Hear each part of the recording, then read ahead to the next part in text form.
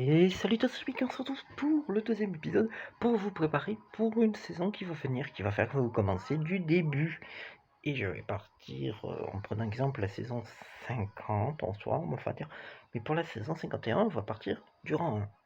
J'ai commencé du rang 1 à la saison 50.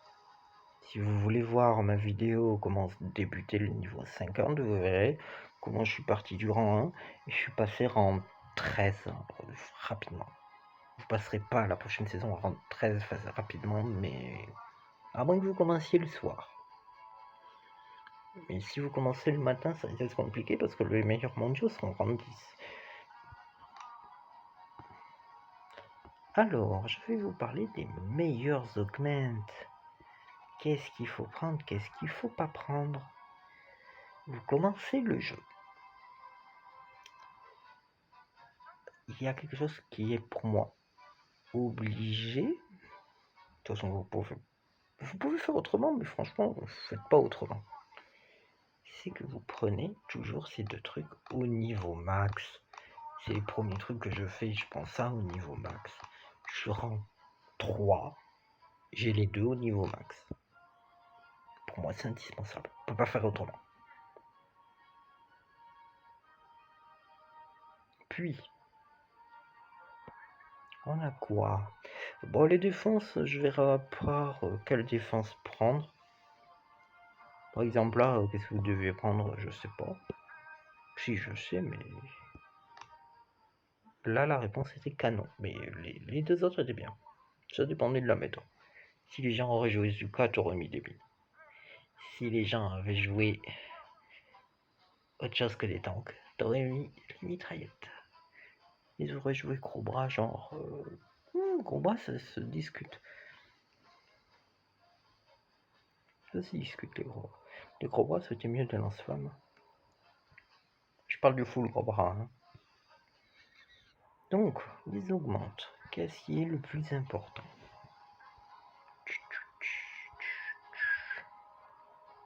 Qu'est-ce qu'il faut mieux prioriser?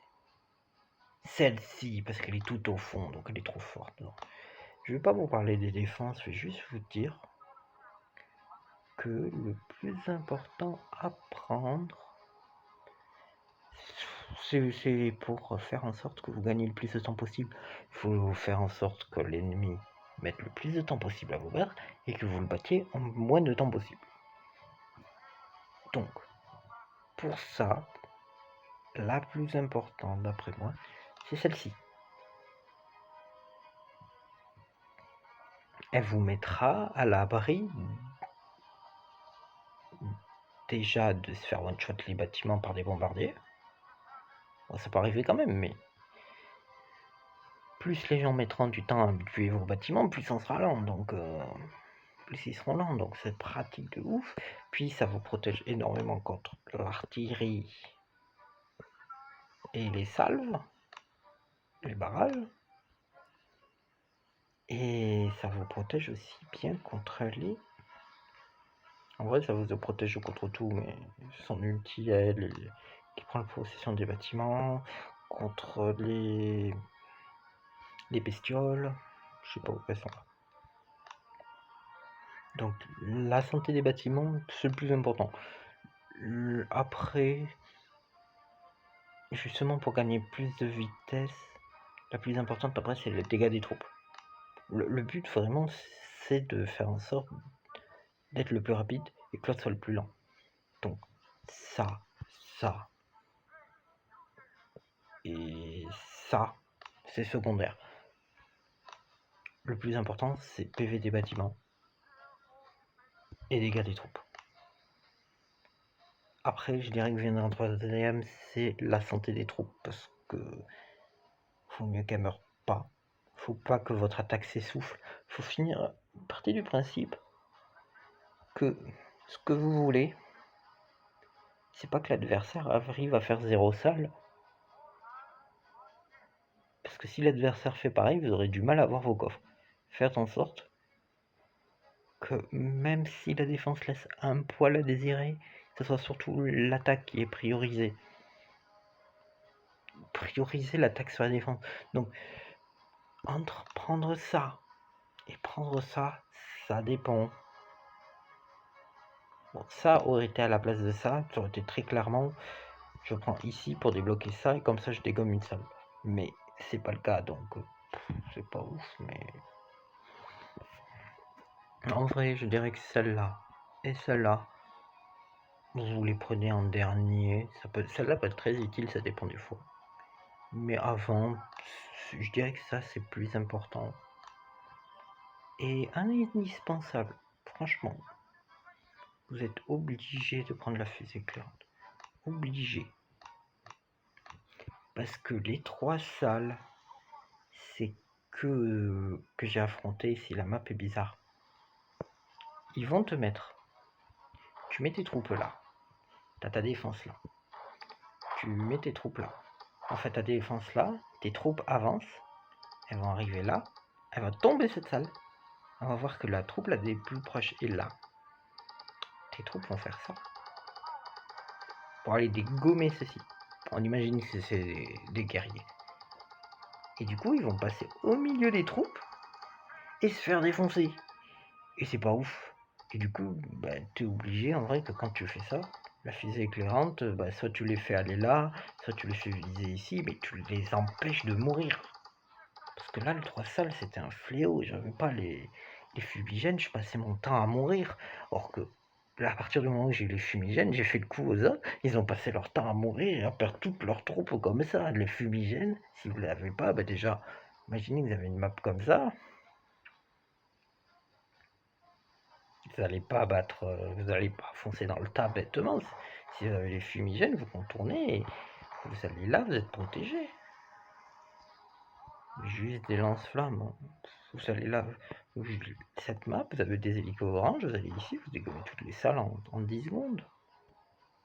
Peut-être pas 10 secondes, mais. Et c'est pas une map sérieuse, hein, ce que j'ai fait, c'est juste comme ça. Parce que je sais bien que les hélicos orange, ils massacraient la base. Mais elle était marrante, hein, franchement. Et du coup, pour moi, c'était des augmentations. Les bestioles, c'est indispensable. Pour moi, les bestioles, c'est plus important que ça. Ça tombe des salles, et dans certaines méthodes, t'es obligé de le prendre. Mais ça s'essouffle au fil du temps, ça sert juste. Ok, ça détruit quelques bâtiments, mais ça démine mal, contrairement aux bestioles. Les bestioles, ça tank. Surtout si vous prenez pas elle met du génère des bestioles, donc les deux, c'est peut-être pas le mieux, mais c'est déjà bien. En bref, vous prenez Bullet. Ouais, Bullet ou Cavant, pour moi, c'est deux mieux. À part elle qui peut être très bien au début. Ouais, c'est bien, c'est équilibrer les 4 héros. Et les barrages restent mieux, à mon avis, que l'artillerie. Normalement, j'aurais jamais le choix, j'aurais jamais les deux en même temps dès le début. Ça serait débile. On pourrait voir ça, mais ça serait bizarre. Mais les barrages ici, à ce moment-là, ça sert à pas grand-chose, hein, ça va du gommer ça, c'est tout. Hein. Mais en gros, tu vas pas tomber de salles avec. Ça sert à tomber des salles, mais je préfère les bestioles parce que c'est des mines mieux. En force de projection, je préfère les bestioles. Donc sur ce, c'était tout pour les augmentations et la prochaine fois, je vous parlerai des défenses. Donc vous prenez ça en priorité, puis ça, et après vous prenez dégâts de troupes, santé de bâtiment. Il faut prendre les deux. Et après le reste, c'est un poil moins important, ça dépend. Il y a ça qui est très fort aussi. J'avoue que ça, vous tasez ici, vos troupes vont détruire là. Avec les fumigènes. Le taz est très très très fort. Ça compense en fait si vous pouvez tout taser et que vous prenez pas de dégâts, vous n'avez pas besoin d'améliorer les PV de vos troupes.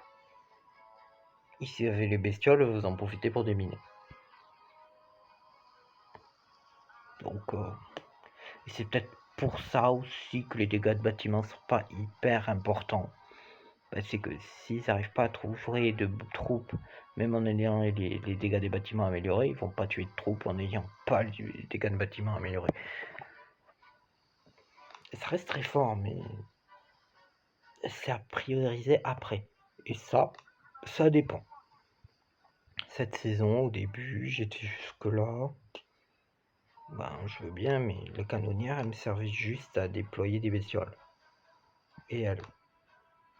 Et me sert toujours qu'à ça d'ailleurs. Ah si, il y a ça aussi. Mais bon, jusqu'à que je passe 4 salles, juste avant que je passe 4 salles, ça ne me servait pas à grand chose la canonnière. Pas de ce du tout. Sur ce, stupide.